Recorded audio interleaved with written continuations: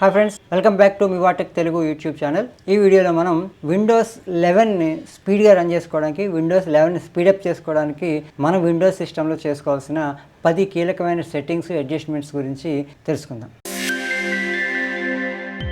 ఎప్పటికప్పుడు మన సిస్టంలో ఉన్నటువంటి జంక్ ఫైల్స్ని కానీ, అన్వాంటెడ్ ఫైల్స్ని కానీ మనం ఎప్పటికప్పుడు రిమూవ్ చేసుకుంటూ మన సిస్టాన్ని క్లీన్గా ఉంచుకోవడానికి కావాల్సినటువంటి ఒక సెట్టింగ్స్ గురించి చూద్దాం. అదే స్టోరేజ్ సెన్స్ని మనం ఎనేబుల్ చేసుకుంటే అది మన సిస్టంలో ఉన్నటువంటి ఫైల్స్ని ఎప్పటికప్పుడు రిమూవ్ చేస్తుంది.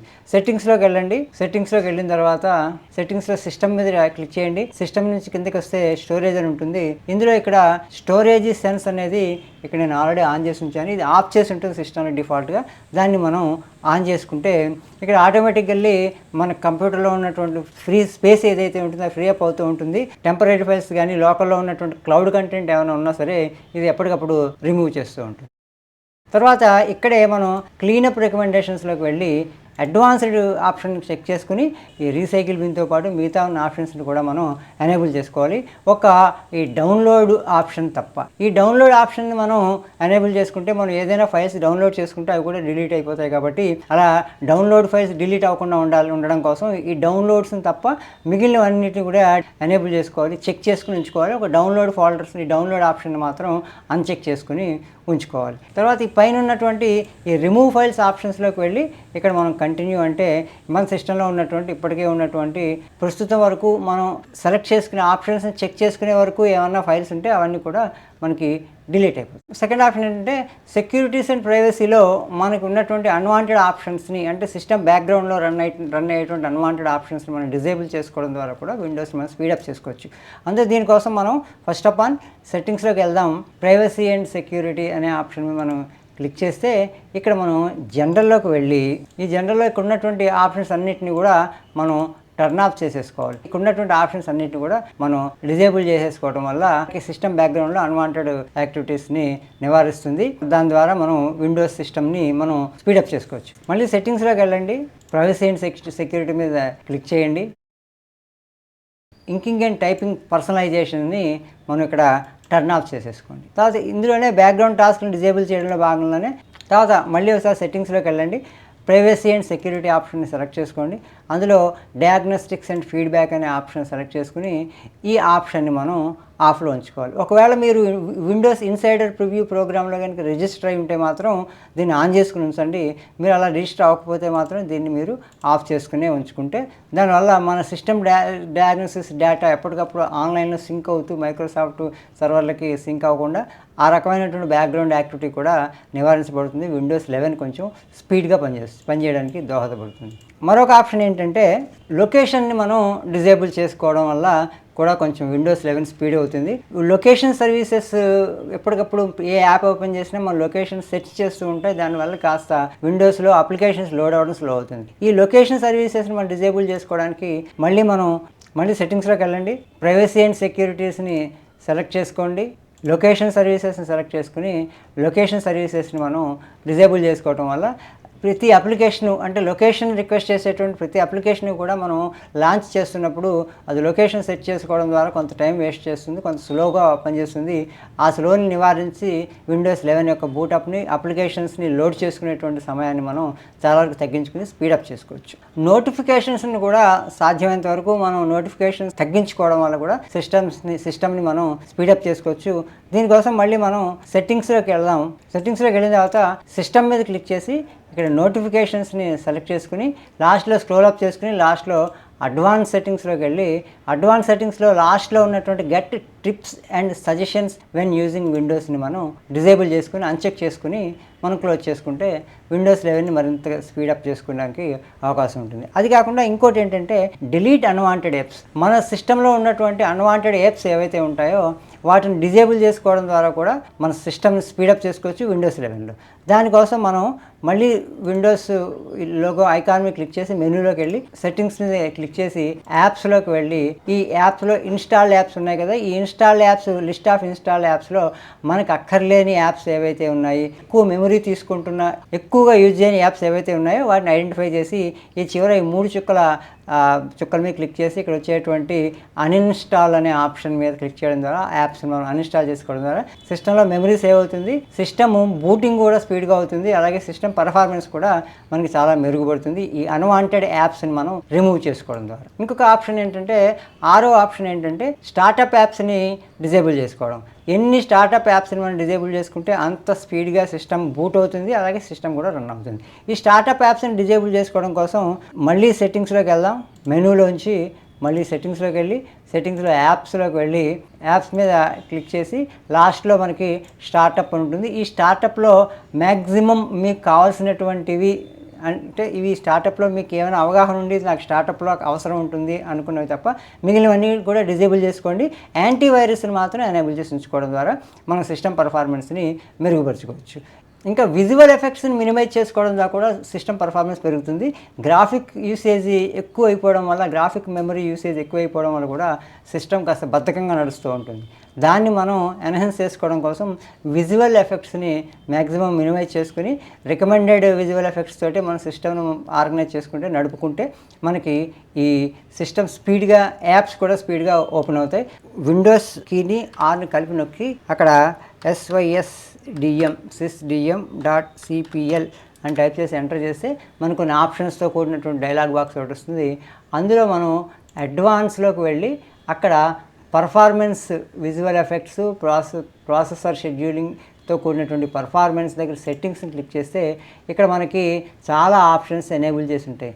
వీటిలో మనం అడ్జస్ట్ బెస్ట్ పర్ఫార్మెన్స్ అని చెప్పేసి క్లిక్ చేసుకుని ఆ తర్వాత వచ్చిన ఆప్షన్స్లో మనకి కావాల్సినటువంటి ఆప్షన్స్ మాత్రమే సెలెక్ట్ చేసుకుని వాటిని మాత్రం ఎనేబుల్ చేసుకుని ఉండడం వల్ల మన సిస్టము కొంచెం స్పీడప్ అవుతుంది. ఇందులో రికమెండెడ్ సెట్టింగ్స్ నేను మీకు డిస్క్రిప్షన్లో ఇచ్చాను. ఆ డిస్క్రిప్షన్లో నేను మెన్షన్ చేసినటువంటి రికమెండెడ్ సెట్టింగ్స్ని మీరు ఆన్ చేసుకుని అంటే చెక్ చేసుకుని మిగిలినవి అనే డిజేబుల్ చేసి అన్చెక్ చేసుకుని ఉంచుకుంటే డిస్ప్లే పర్ఫార్మెన్స్ బాగుంటుంది. దాని ద్వారా సిస్టమ్ కూడా కొంచెం స్పీడ్గా నడవడానికి వీలవుతుంది. ఇందులో నేను చెక్ చేసి చూపిస్తున్నాను. ఆ చెక్ చేసినవి మాత్రమే మీరు కూడా చెక్ చేసి ఉంచుకుంటే డిస్ప్లే పర్ఫార్మెన్స్ బాగుంటుంది, అలాగే సిస్టమ్ స్పీడ్ కూడా బాగుంటుంది. ఏ ఆప్షన్స్ని మీరు చెక్ చేసుకుని ఉంచుకుంటే బాగుంటుందో నేను మీకు ఆ డిస్క్రిప్షన్లో కూడా ఇవ్వడం జరుగుతుంది, చూసుకోండి. ఈ విధంగా నేను కొన్ని చెక్ చేసి చూపిస్తున్నాను, వాటిని మీరు చెక్ చేసుకోండి. ఇవి మీకు చెక్ చేసుకుని మీరు అప్లై చేసుకుని ఓకే చేస్తే డిస్ప్లే పర్ఫార్మెన్స్ మెరుగుపడతాయి, అలాగే సిస్టమ్ స్పీడ్ కూడా ఎన్హాన్స్ అవుతుంది. ఇంకొక ఆప్షన్ ఏంటంటే ఎక్స్బాక్స్ గేమింగ్ బార్ని మనం డిజేబుల్ చేసుకోండి. మీరు సిస్టంలో గేమ్స్ ఎక్కువగా ఆడకపోతే కనుక సిస్టంలో గేమ్స్ ఆడకుండా కేవలం మీరు వీడియో ఎడిటింగ్ కోసమో లేకపోతే టెక్స్ట్ టైపింగ్ కోసమో డిటిపి కోసమో ఏదో general without non gaming operations మాత్రమే చేస్తారనుకున్నప్పుడు ఈ గేమింగ్లో ఎక్స్బాక్స్ గేమింగ్ బార్ని మీరు డిజేబుల్ చేసుకుంటే సిస్టమ్ యొక్క స్పీడ్ పెరుగుతుంది. దానికోసం మనం సెట్టింగ్స్లోకి వెళ్దాం. సెట్టింగ్స్లోకి వెళ్ళిన తర్వాత ఇక్కడ గేమింగ్ అని ఉంటుంది. ఆ గేమింగ్ మీద మనం క్లిక్ చేస్తే ఇక్కడ గేమింగ్ బార్లో ఇక్కడ ఈ గేమింగ్ బార్ని మనం డిజేబుల్ చేసుకుందాం. ఈ గేమింగ్ బార్ని మనం డిజేబుల్ చేసుకోవడం వల్ల సిస్టమ్ యొక్క పర్ఫార్మెన్స్ ఎన్హాన్స్ అవుతుంది. ఇంకొక ఆప్షన్ ఏంటంటే అన్వాంటెడ్ విండోస్ సర్వీసెస్ని డిజేబుల్ చేసుకోవడం ద్వారా కూడా సిస్టమ్ యొక్క పర్ఫార్మెన్స్ని ఇంప్రూవ్ చేసుకోగలుగుతాం, సిస్టమ్ స్పీడ్ని ఇంప్రూవ్ చేసుకోగలుగుతాం. ఈ అన్వాంటెడ్ విండోస్ సర్వీసెస్ని డిజేబుల్ చేయడం కోసం సెర్చ్లో మనం సర్వీసెస్ అని టైప్ చేస్తే ఇక్కడ మనకి ఈ సర్వీసెస్ అప్లికేషన్ మనకు ఈ విండో వస్తుంది. ఇందులో మనకి మన విండోస్లో రన్ అవుతున్నటువంటి సర్వీసెస్ అన్నీ కూడా మనకి కనిపిస్తాయి. వీటిలో కొన్ని సర్వీసెస్ని మనం డిజేబుల్ చేసుకోవడం ద్వారా మన సిస్టమ్ యొక్క పర్ఫార్మెన్స్ని ఇంప్రూవ్ చేసుకోవచ్చు. అంటే మనకు అక్కర్లేని సర్వీసెస్, ఫర్ ఎగ్జాంపుల్ ఇక్కడ game DVR and broadcast services, ఇవి మనం గేమింగ్ వాడినప్పుడు దీన్ని మనం ఇక్కడ డిజేబుల్ చేసుకుంటాం. ఇక్కడ స్టార్ట్ అంటే సర్వీస్ స్టార్ట్ అవుతుంది, అది ఆల్రెడీ నేను డిజేబుల్ చేసి ఉంచాను. ఇది కనుక రన్నింగ్లో ఉంటే దాన్ని డిజేబుల్ చేసుకుని పెట్టుకోవడం మంచిది. దాంతోపాటు ఈ హైపర్ వి హోస్ట్ అనే ఆప్షన్ కూడా మనం డిజేబుల్ చేసుకోవచ్చు. అది ఎక్కువగా మనం కంప్యూటర్లో వాడడం కాబట్టి మనం దాని మీద డబుల్ క్లిక్ చేస్తే ఇక్కడ స్టార్టప్ టైప్ని మనం చేసుకుని ఇక్కడ డిజేబుల్ అని క్లిక్ చేసి అప్లై చేసి ఓకే చేసేయచ్చు. దాన్ని మళ్ళీ అనేబుల్ చేసుకోవాలంటే మళ్ళీ డబుల్ క్లిక్ చేసి ఆటోమేటిక్గా మాన్యువల్ అని చెప్పేసి మనకు కావాలంటే దాన్ని అనేబుల్ చేసుకోవచ్చు. ఐపీ హెల్పర్ ఉంటుంది, IPv6 ప్రోటోకాల్ని మనం డిజేబుల్ చేసుకోవచ్చు. ఈ ఐపీ హెల్పర్ మీద మనం క్లిక్ చేస్తే ఇది IPv6 ప్రోటోకాల్ని డిజేబుల్ చేస్తుంది. ఇది ఆటోమేటిక్ ఆప్షన్లో ఉంటుంది ఎప్పుడు కూడాను. మీరు కనుక జియో ఫైబర్ కనెక్షన్స్ని కానీ లేదంటే IPv6 ఎనేబుల్డ్ ఇంటర్నెట్ ఆప్షన్స్ని ఇంటర్నెట్ సర్వీసెస్ని కనుక వాడుతుంటే దీన్ని మాత్రం ఎనేబుల్లోనే ఉంచుకోండి. పర్టికులర్గా జియో ఫైబర్ వాడుతున్న వాళ్ళు మాత్రం దీన్ని డిజేబుల్ చేయకండి. దీన్ని డిజేబుల్ చేయడం ద్వారా మన యొక్క సిస్టమ్ స్పీడ్ ఇంప్రూవ్ చేసుకోవచ్చు. ఇంకోసారి చెప్తున్నాను, మీరు కనుక జియో ఇంటర్నెట్ వాడుతుంటే కనుక దీన్ని ఎనేబుల్లోనే ఉంచుకోండి. ఎందుకంటే జియో IPv6 ప్రోటోకాల్ని పాటిస్తుంది. విండోస్ సర్వీసెస్ ఏవైతే రన్ అవుతున్నాయో వాటిలో మీకు అక్కర్లేని సర్వీసెస్ని, మనకి అవగాహనలో ఉన్నవి అక్కర్లేని సర్వీసెస్ని ఇలా స్క్రోలప్ చేసుకుని వాటి మీద డబల్ క్లిక్ చేసి వాటిని డిజేబుల్ చేసుకునే అవకాశం మనకి ఉంటుంది. ఏ సర్వీసులు మీరు డిజేబుల్ చేసుకుంటే కొంచెం విండోస్ ఫంక్షనాలిటీ స్పీడప్ అవుతుందో నేను డిస్క్రిప్షన్లో మీకు మెన్షన్ చేస్తాను. వాటిని మీరు మ్యాక్సిమం డిజేబుల్ చేసుకోవచ్చు. ఈ IP హెల్పర్ లాంటి వాటిని మాత్రం మీరు కొంచెం అవగాహనతో ఉండి మిగిలిన కొన్ని ఆప్షన్స్ అనేది మీకు సజెస్ట్ చేసిన వాటిని మీరు డిజేబుల్ చేసుకోవడం ద్వారా మీ సిస్టమ్ స్పీడ్ని ఇంప్రూవ్ చేసుకోగలుగుతారు. టెంపరరీ ఫైల్స్ని మనం అప్పటికప్పుడు రిమూవ్ చేసుకోవడం ద్వారా సిస్టమ్ స్పీడ్ని మ్యాక్సిమం పెంచుకోవచ్చు. టెంపరరీ ఫైల్స్ 2 రకాలు ఉంటాయి. ఒకటి సిస్టమ్ టెంపరరీ ఫైల్స్ ఉంటాయి, రెండోది యూజర్ టెంపరరీ ఫైల్స్ ఉంటాయి. సిస్టమ్ టెంపరరీ ఫైల్స్ని రిమూవ్ చేయాలంటే విండోస్ కీతో పాటు విండోస్ నొక్కి పట్టుకుని R కొడితే మనకి రన్ డైలాగ్ బాక్స్ వస్తుంది. అందులో మనం TEMP అని కొట్టి ఎంటర్ కొడితే మనకి సిస్టంలో ఉన్నటువంటి టెంపరరీ ఫైల్స్ ఏవైతే ఉన్నాయో అవన్నీ కూడా మనకి పాపప్ అవుతాయి. వాటన్నింటినీ సెలెక్ట్ ఆల్ చేసేసి మనం డిలీట్ చేసేసుకుంటే ఆ టెంపరరీ ఫైల్స్ అన్నీ డిలీట్ అయిపోతాయి.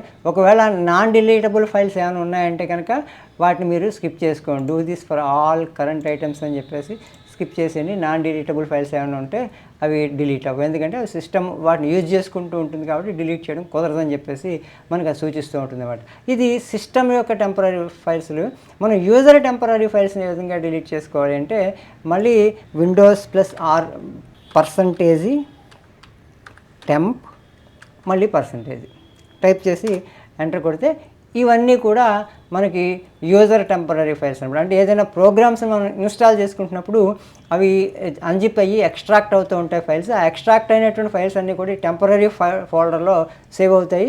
అవి అక్కడి నుంచి ఇన్స్టాల్ అవుతాయి. ఆ తర్వాత ఈ టెంపరరీ ఫోల్డర్లో ఉన్నటువంటి ఫైల్స్ అన్నీ కూడా యూజ్లెస్గా ఉండిపోతాయి. ఇవి మనకు తెలియకుండా ఈ యొక్క టెంపరరీ ఫైల్స్ మెమరీ పెరిగిపోతూ ఉండడం వల్ల కూడా మెమరీ మీద భారం పడి సిస్టమ్ మనకి రన్నింగ్ స్లో అయిపోతూ ఉంటుంది.